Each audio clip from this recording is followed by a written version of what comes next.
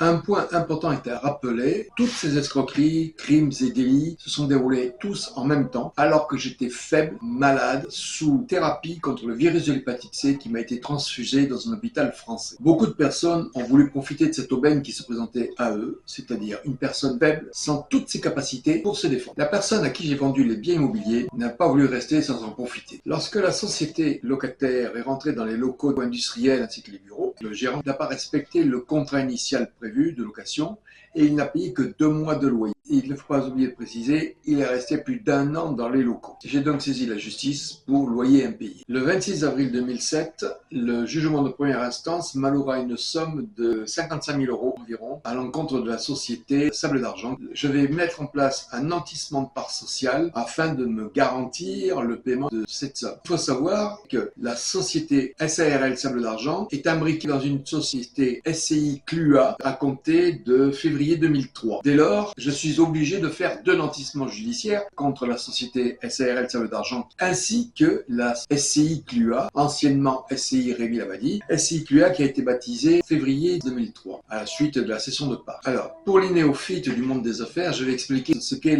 un nantissement de part sociale. En fait, quand il s'agit d'une personne physique, c'est-à-dire un individu, on appelle ça une hypothèque. C'est enregistré par le centre des impôts, de telle sorte d'être sûr de pouvoir récupérer son argent. Eh bien, pour une société, c'est une personne morale, on appelle ça un nantissement de part sociale. Et c'est enregistré par le tribunal de commerce. Le jugement d'avril 2007 est exécutoire à hauteur de 50%. Le gérant fait appel de l'arrêt rendu, confirme le 12 mai 2009 la créance que me doit la société SARL Sable d'Argent. Je fais exécuter l'arrêt et je reçois malheureusement très vite une lettre de mon huissier, Cambron et Dupont, sur la place de Bordeaux, qui m'avertit que je serai assigné à mon tour devant le juge d'exécution car il aurait commis une erreur dans la procédure. L'erreur qu'a fait l'huissier, définie comme une erreur, il a lancé la saisie immobilière contre une société qui n'existe même pas dans le jugement ni dans l'arrêt. Je ne sais pas où est-ce qu'il est allé chercher les références. Il aurait voulu le faire exprès, qu'il n'aurait pas fait autrement. En fin de compte, c'est comme si, par exemple, les impôts de là où vous habitez vous envoient un huissier pour faire une saisie immobilière de votre bien pour récupérer la créance de votre voisin car il n'a pas payé les impôts. C'est aussi grotesque. Sachant qu'en plus, c'est le dit huissier qui a mis en place les nantissements judiciaires au départ. Donc il savait très bien de quelle société il s'agissait. Donc en l'occurrence, je me trouve assigné devant le juge d'exécution pour une erreur de dénomination de personnes.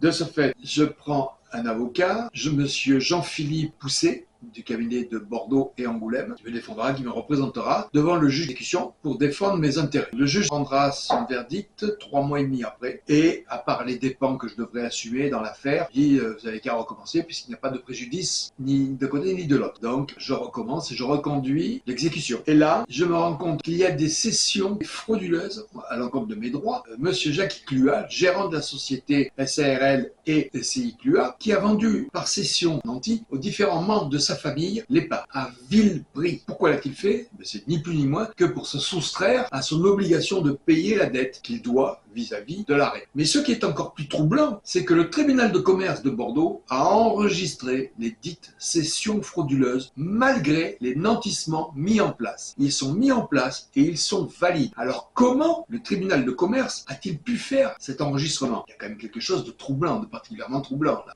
L'avocat Jean-Philippe Pousset ainsi que l'huissier Cambron et Dupont ne me préviendront pas des cessions en cours au moment de mon assignation. Dans les mêmes temps, je reçois également une facture à payer de mon avoué dans l'affaire des loyers impayés qui me réclame des montants qui ne correspondent pas du tout à l'arrêt. Je ne suis pas d'accord, d'autant plus qu'on est en train de faire l'exécution de l'arrêt. Je lui donnais les provisions suffisantes et c'était avec mon avocat de base que ça a été fait. Donc je ne comprends pas du tout cette raison de facturation. Et je lui dis que les dépenses sont affichées être à la partie adverse. Donc là, je ne comprends pas. Vu mon refus, elle commence à m'envoyer des huissiers chez moi pour faire une saisie. Stop, là, moi, je suis pas d'accord. Je saisis le greffe de la cour d'appel de Bordeaux de telle sorte qu'il puisse légiférer sur le bon sens des honoraires à réclamer. Et contre toute attente, la cour d'appel de Bordeaux va lancer une ordonnance me sommant de régler l'avoué. L'avoué n'a pas perdu de temps. Déjà, j'ai les huissiers qui arrivent faire la saisie immobilière à mon domicile. Tout arrêté, je dis stop, je règle, terminé.